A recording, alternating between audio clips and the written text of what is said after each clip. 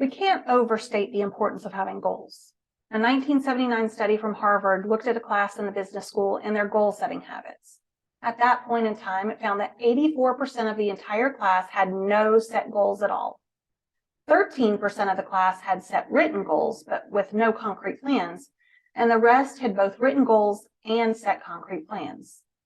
10 years later, the study revisited those same students and found amazing results.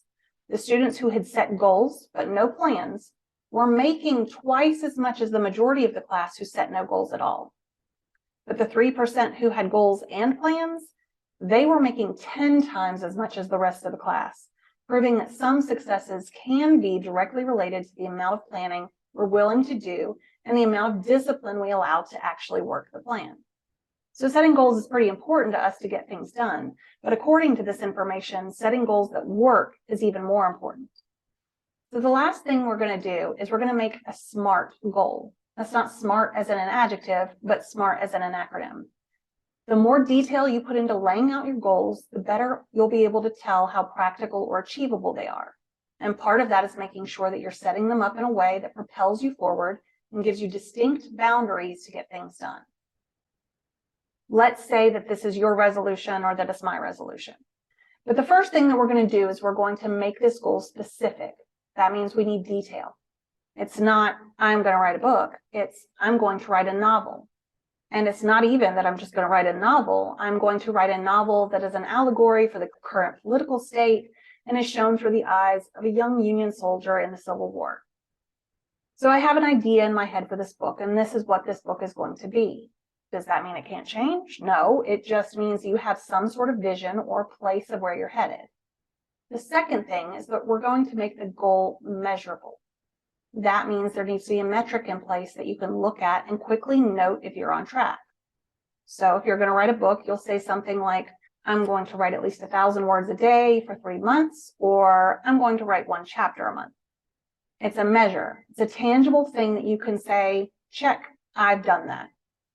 If you just said, I'm going to write a little every day, and you sit down at the desk and you get 5 words out, I mean, that's good, but is it really going to help you make progress? So you've really got to make this measurable factor that you can come back to and say, okay, this was my goal for this amount of time, and I achieved it. The next thing we need to do is make sure our goal is attainable. Is it even possible?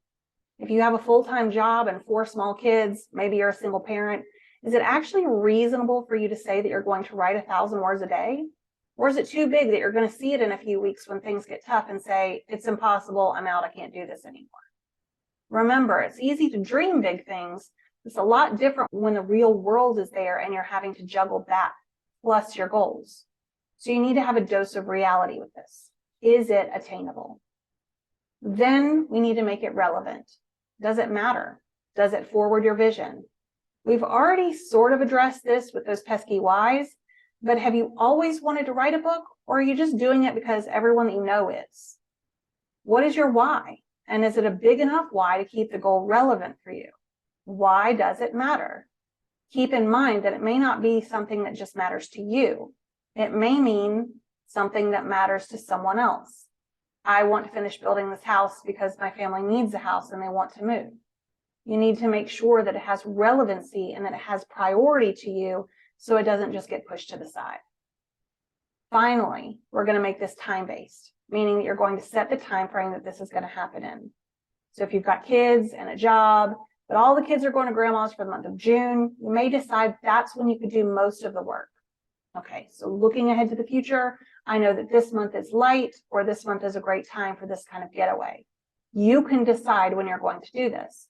Or you may decide that it's better for you to have a routine and that every single night you sit down for 30 minutes after the kids went to bed and you just write. Whatever that is, either way, you need to determine 2 major time allocations. 1, how long will it take this entire thing to come together? And 2, when are you going to do the thing? So you need to know how long, and then you need to know how that breaks up into the course of the year and how long you need to allocate for that and when you're going to be able to do it. So if you know that this goal is realistically going to take about 100 hours to accomplish, you've got to figure out how you're going to find 100 hours. You're going to take 1 month and just knock it out, or are you going to spend 2 hours a week doing it? You've got to figure out what works for you. So as you develop your goals in the next module, make sure you're looking at them through a SMART lens. Is it specific enough? Is it measurable enough? Is it attainable? Is it relevant? And is it time-based? If not, it's probably not going to happen.